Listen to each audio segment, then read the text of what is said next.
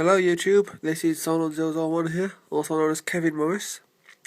This is the deck profile that I promised people at the TCG club. This will be the deck I'm taking to trios. To apologise for the shaky video, I'm using my iPhone. Without further ado then, let's get started. First of all, we'll start with the trigger lineup. Start off standard for Elaine, and then for the critical lineup I've got 4L and 4 opponent. For 8 crit, and then the rest of my triggers are for Margle.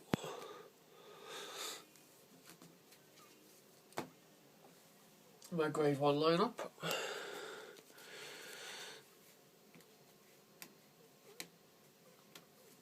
For Mervyn. For Snogal.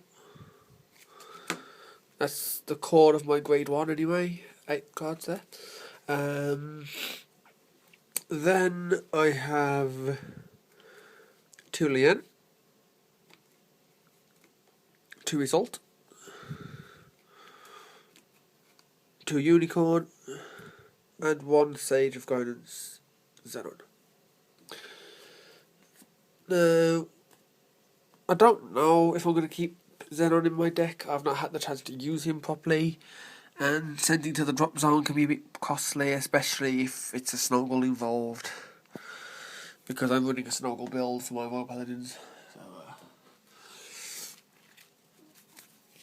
my grade 2 lineup. For Lammermack, I don't know, I just prefer him compared to Galatine. I suppose it adds my little personal touch to the deck as well. And then for the support, I want 3 Beast Knight, 3 Arcanite, and 1 Syrian, or Savan. Don't know how you pronounce it, I'm afraid. Savan can help push, especially for the Vanguard itself, either boost Erika High Beast or push for game by boosting the Snogal behind Garmor. And speaking of Garmor, I won 3 of him for my grade 3s. I then won 2 Knight of Conviction Boars and a Twin Sign Swordsman Marhouse. And completing the grade 3 lineup, we have Pendragon. Pendragon has got me a few gems, if I'll be fair. If I haven't got a Snogal lineup and I'm running grade 3, the extra 5,000 at the last minute can help push for game.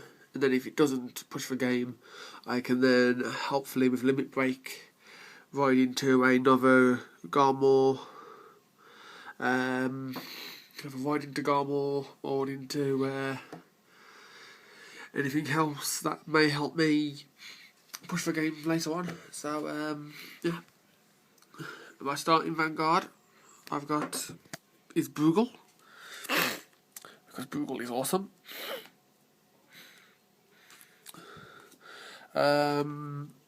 If I would make any changes to this deck between now and trios, it would probably be replacing the Boars and the Marhouse. Replacing those with Palamedes, if I can get a hold of any.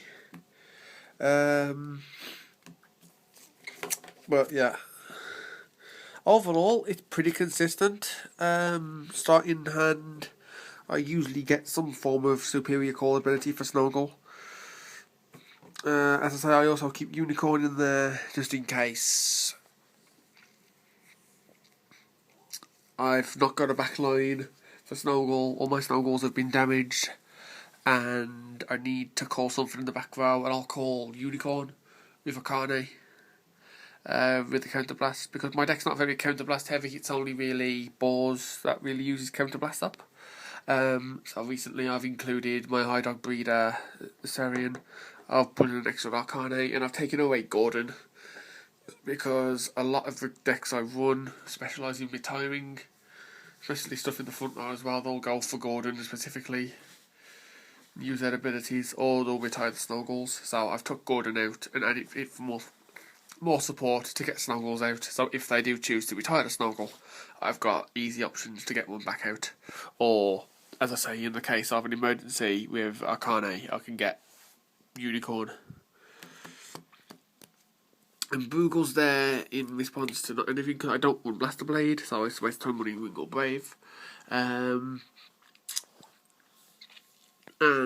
with the fact that if I can't get a back row Snogal out, I'll have a Boogle. Say, for instance, I'll move it to here when I ride a Mammon, and that card will help add towards the power for grade 3 Gormor if I get him out. I mean, say if I have grade 3 Gormor as my Vanguard, then say I have a Boars, and then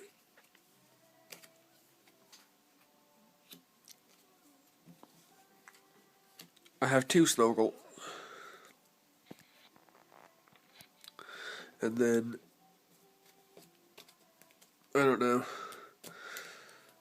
At least there, you know, if I've got more house there, say, at least there the Boogle is aiding to the extra 1,000, and the 2s there make it 7, so that'll be 13 with 7. That's still hitting for 20k. And that Boogle, that I was running Stardust Trumpeter before, so Boogle would add to Garmore and making it hit for a solid 20k.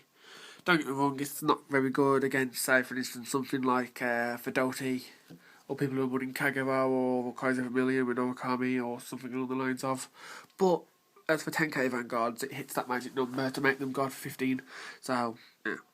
And with my grade 2 Vanguards, if I'm not hitting with Lamorak, with all the cards there, I'll be hitting for a constant 16 if I can get my 3 Snogals out. Which I do, in a normal case, I do get my 3 Snogals out. So, yeah, this is the deck I'm taking to trios with me. Main weaknesses, I'd say, are Kagero, but I've tried to make a few additions and a few swaps that might helpfully regain my posture against Kagero, especially with the mass retiring with Lawkeeper recently. That seems to be hitting the field a lot more. So, yeah. Overall, it's a good deck. It's a very consistent deck. If anything, I'd like to replace Boars and Marhouse with Palamedes, because as soon as I've got him out on the front, anything that I place there with Palamedes or whatever, that'll be like no counterblast. I mean, I'm getting no counterblast plus 2,000 with Marhouse. I'd probably see if I could get another one of him. Compared to Boars, because Boars has to counterblast. I know I'm hitting for 21 with him, but regardless, I mean, if I could get Palamedes on there, I'll be hitting for 21k, no counterblast. So, overall, as I say, decent deck, taking it to trios with me. So, major shout out for my teammates at Prototype Name Synergy at the Warsaw TCG Club. And I'll see you guys at Nationals. Yes, I say Nationals. Because we're going to kick our asses through TCG Club, we're going to kick our asses through regionals, and we're going to get all the way to Nationals. So watch out, watch out United Kingdom, we're coming for you.